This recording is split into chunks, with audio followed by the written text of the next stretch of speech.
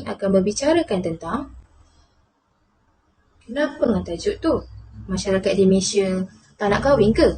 Atau majlis perkahwinan di Malaysia semakin kurang?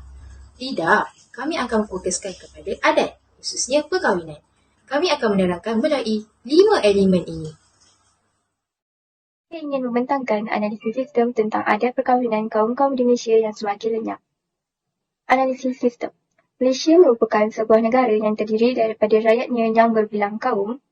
Setiap kaum yang terdapat di Malaysia ini mempunyai budaya masing-masing yang telah diamalkan sejak zaman dahulu hingga sekarang. Budaya yang diamalkan dan diwarisi sama ada dari aspek kesenian, bahasa, adat resam, muzik, agama, kepercayaan maupun undang-undang mempunyai keunikannya yang tersendiri bagi setiap kaum. Oleh yang demikian, usaha-usaha perlu dilakukan oleh semua pihak agar tradisi kebudayaan dalam semua kaum tidak lenyap dari kehidupan masyarakat sekarang ekoran daripada pemodenan yang semakin berleluasa. Maka, kertas penulisan ini dihasilkan dengan tujuan merangka-rangka memantapkan generasi dan budaya adat resam di Malaysia. Kertas ini mencadangkan penubuhan pusat prihatin budaya. Hal ini untuk membentuk persekitaran individu dan masyarakat yang menyedari hakikat kehidupan masyarakat Melayu, kini yang bersambung terus-menerus dengan masyarakat, silam dan mendepani cabaran yang berada di sekitar kehidupan kini. Sasaran utama yang perlu difokuskan adalah generasi muda, seawal 13 tahun. Hal ini kerana generasi muda mudah terpengaruh. Oleh itu, pusat prihatin budaya digerakkan oleh golongan ilmuwan, agamawan dan sastrawan. Dengan kerjasama pihak berkuasa untuk sasaran individu dan masyarakat, pendekatan yang digunakan adalah berdasarkan 3 model, iaitu sejarah, agama dan budaya. Selanjutnya, kerajaan juga boleh mempromosikannya dengan menganjurkan pelbagai pameran, mengadakan forum, memberikan ceramah, menyediakan poster, membina papan iklan serta menyediakan dan mengedarkan risalah. Bahkan, pihak kerajaan juga perlu memainkan peranan dalam usaha mengekalkan amalan dan adat-adat tradisional dalam upacara perkahwinan dengan mengadakan kempen-kempen atau expo yang berkenaan dari masa ke semasa. Perkahwinan amat penting untuk mengekalkan institusi keluarga dan keturunan nenek moyang yang dapat diteruskan daripada satu generasi kepada generasi yang lain. Dalam masa yang sama, ibu bapa juga perlu memainkan peranan dalam membantu anak-anak dalam mengenal budaya adat resam sejak kecil lagi. Pendidikan seni, budaya dan sejarah setempat perlu bermula dari rumah supaya anak-anak diberi pengetahuan asas berkaitannya.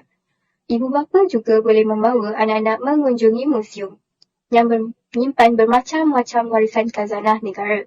Sebagai contoh, anak-anak dapat melihat sepasang patung yang menggayakan pakaian tradisional dan lengkap dengan perhiasan mengikut kaum masing-masing. Hal ini menyebabkan anak-anak dapat mengetahui kepelbagaian budaya dan adat perkahwinan masyarakat lampau. Di antara ketiga-tiga kaum utama di Malaysia, iaitu Melayu, Cina dan India, adat perkahwinan Melayu menampakkan perubahan yang ketara. Hal ini dapat dilihat dari sudut merisik, meminang, majlis perkahwinan dan busana pengantin yang diubah sesuai mengikut jurus moden dan kemampuan ekonomi. Berbanding kaum Cina dan India, masih lagi mengekalkan adat resam nenek moyang mereka dan berlaku sedikit perubahan pada busana pengantin. Segelintir daripada kaum Cina dilihat mengenakan gaun putih bagi wanita serta bertakseder bagi lelaki dan bukannya busana berwarna merah seperti kebiasaannya ketika upacara minum. Kaum India juga masih megah dengan tradisi warisan mereka. Namun, berlaku sentuhan yang sedikit moden dan kena tengkah pada majlis perkahwinan mengikut kemampuan keuangan masing-masing. Kemajuan sosial ialah satu proses pembangunan yang menekankan pembangunan manusia dan juga sistem sosialnya. Dapat mengurangkan kos perbelanjaan.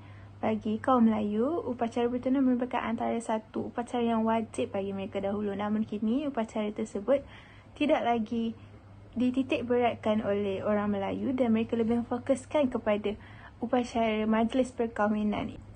Bagi kaum Cina pula, kos perbelanjaan mereka dapat dikurangkan apabila masa kini mereka hanya perlu memakai 2 baju saja, iaitu tradisional dan juga moden. Dan bagi kaum India pula, mereka dapat mengurangkan kos perbelanjaan apabila upacara pemberian hadiah tidak lagi diwajibkan. Upacara pemberian hadiah merupakan satu upacara seperti upacara pertunangan Dan seperti kita ketahui, upacara pertunangan haruslah disertakan dengan pemberian, buah tangan dan juga lain-lain.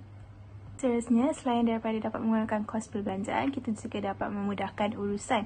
Antara urusan yang dapat dimudahkan oleh kaum Melayu ialah mereka tidak perlu lagi bergotong royong mencuci periuk belanga, mengemas dan menghidangkan makanan kepada para tetamu apabila majlis perkahwinan. Begitu juga dengan kaum Cina, seperti yang kita ketahui, mereka harus mengikuti banyak langkah dan antaranya diwajibkan memakai cipau atau lebih dikenali sebagai cheongsam. Bagi kaum India pula, mereka harus merobohkan kemah yang dipasang pada hari ketiga selepas berlangsungnya majlis. Antara kesan buruk ialah kehilangan identiti kaum di mana setiap kaum tidak lagi mengamalkan upacara perkahwinan yang telah diamalkan sejak dahulu lagi. Seterusnya, jika adat perkahwinan semakin lenyap, maka generasi akan datang tidak akan dapat mengenali adat perkahwinan setiap kaum yang ada di Malaysia. Sekali, perkahwinan masa kini akan dicampur dengan cara orang barat berkahwin di mana mereka memalin jambangan bunga dan juga membuat parti sebelum majlis kahwin berlangsung. Etnik boleh juga didefinisikan sebagai hubungan antara kelompok manusia yang mengamalkan budaya yang hampir seragam termasuk adat rasam dan pakaian. Dalam konteks masyarakat majmuk Malaysia, terdapat pelbagai kelompok etnik yang hidup lainan tetapi di bawah sistem politik yang sama. Terdapat pelbagai perbezaan adat perkahwinan mengikut kaum. Seperti masyarakat Cina, mereka beranggapan pasangan yang berkahwin tanpa mengikut aturan adat dianggap tidak sah. Adat perkahwinan mereka terbahagi kepada dua, iaitu eksplisit dan implisit. Selain itu, tukang tilik berperanan untuk penetapan tarikh perkahwinan berpandukan sebuah buku iaitu tongsu. Setelah mendapat tarikh dan masa yang sesuai, tukang tilik akan memberikan nikah kepada lelaki dan perempuan yang hendak berkahwin. Sebelum hari perkahwinan, sekiranya terdapat kematian di kalangan ahli keluarga bakal pengantin, perkahwinan itu mesti ditangguhkan pada tahun hadapan ataupun selama 100 hari.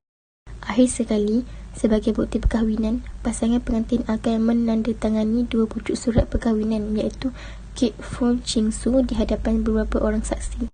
Bagi masyarakat India pula, orang tengah yang dipanggil Tirumana Taraga akan membantu dalam kerja-kerja merisik. Tetapi kini peranan tersebut telah diambil alih oleh ejen-ejen perkahwinan yang berdaftar. Masyarakat Melayu pula, peminangan merupakan suatu ikatan janji pihak lelaki dan perempuan untuk melangsungkan perkahwinan mengikut tarikh yang dipersetujui oleh kedua belah pihak. Seterusnya, akad nikah merupakan acara penting dalam perkahwinan masyarakat Melayu. Di samping itu, majlis bersanding diamalkan yang bermaksud duduk bersebelahan di satu tempat yang istimewa. Tanggungjawab sosial. Tanggungjawab sosial ialah komitmen ataupun kewajipan seseorang individu, kerajaan dan anggota masyarakat dalam membentuk sesuatu perkara. Dalam hal ini, pelbagai pihak harus menitik beratkan tentang isu ini seperti kerajaan, individu, masyarakat, malah NGO dan swasta juga turut terlibat. Salah satu inisiatif pihak kerajaan ialah kerajaan boleh memperkenalkan kepada orang ramai atau kaum-kaum tertentu tentang adat resam perkahwinan yang semakin lenyap di telan arus permodenan. Sebagai contoh, melalui platform di media sosial seperti Instagram, Facebook, Twitter dan TikTok di mana generasi kini kerap menggunakannya setiap masa. Selain itu, masyarakat seharusnya mengambil berat dan peduli tentang adat resam yang telah diamalkan sejak dahulu. Masyarakat perlu bijak dalam mencari peluang seperti mengadakan program tentang cara untuk memartabatkan adat resam.